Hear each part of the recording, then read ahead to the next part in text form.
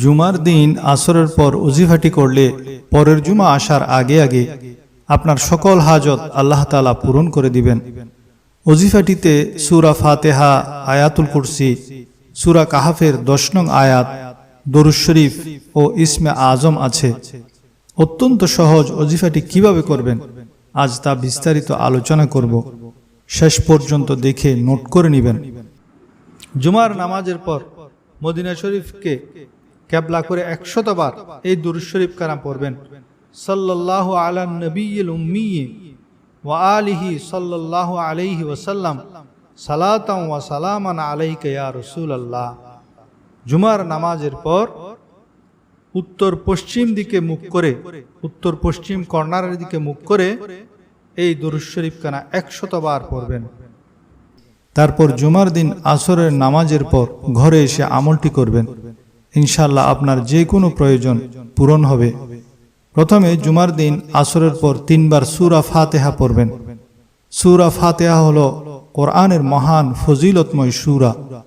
সূরা ফাতিহা সম্পর্কে নবী করিম সাল্লাল্লাহু আলাইহি ওয়াসাল্লাম ফরমান, পবিত্র কোরআনে সূরা ফাতিহার মতো আর কোনো সূরা নাই। ইমাম দারিমি রহমতুল্লাহ আলাইহি সুনানে দারিমির 2য় খণ্ডের 320 পৃষ্ঠায় হাদিস বর্ণনা করেন। আব্দুল মালিক বিন ওমাইর থেকে বর্ণিত, তিনি বলেন, হুজুর সাল্লাল্লাহু আলাইহি ওয়াসাল্লাম ইরশাদ করেন, সূরা ফাতিহা দ্বারা সকল রোগের শেফা হয়। সূরা ফাতিহার পর 3 বার আয়াতুল কুরসি পড়বেন।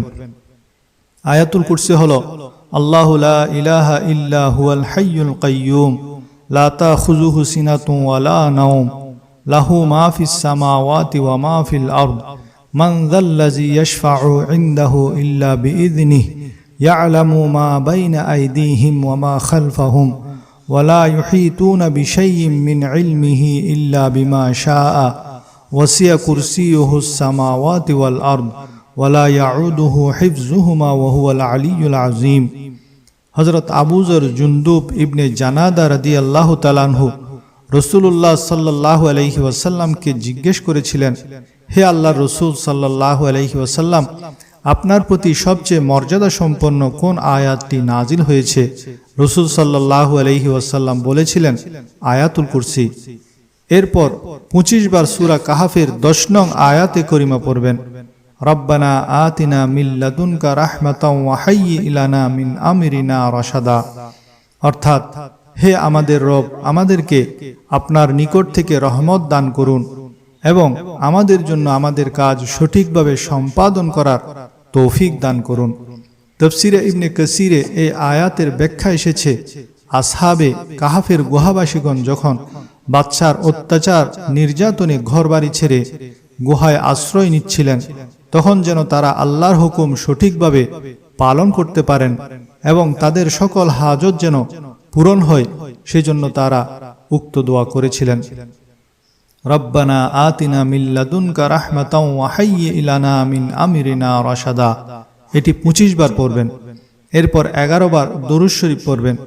যে কোনো দরুদ পড়তে পারেন, এটাও পড়তে পারেন, আল্লাহুম্মা সাল্লি আলা সাইয়্যিদিনা মাওলানা মুহাম্মাদিন ওয়া আলা আলি সাইয়্যিদিনা মাওলানা মুহাম্মাদিন ওয়া বারিক ওয়া সাল্লিম।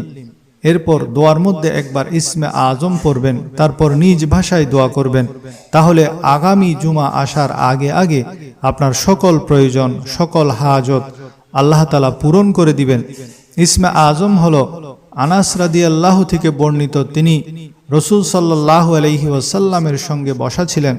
এই সময় এক ব্যক্তি নামাজ আদায় করে এই বলে দোয়া করল, আল্লাহুম্মা লা ইলাহা ইল্লা আনতাল মান্নান বাদিউস সামাওয়াতি ওয়াল আরদি ইয়া যাল জালালি ওয়াল ইকরাম। নবী করিম সাল্লাল্লাহু আলাইহি ওয়াসাল্লাম বলেন, এই ব্যক্তি ইসমে আজম দ্বারা দোয়া করেছে, যেই নামে আল্লাহকে ডাকলে আল্লাহ সাড়া দেন এবং যেই নামে আল্লাহর কাছে চাওয়া হলে আল্লাহ তাআলা তা দান করেন। অতএব আপনি জুমার দিন আসরের পর 3 বার সূরা ফাতিহা পড়বেন, 3 বার আয়াতুল কুরসি পড়বেন, 25 বার সূরা কাহাফের 10 নম্বর আয়াতে করিমা পড়বেন, 11 বার দরুদ শরীফ পড়বেন এবং মুনাজাতে একবার ইসমে আজম সহ দোয়া করবেন। ইনশাআল্লাহ আপনার সকল হাজত পূরণ হবে।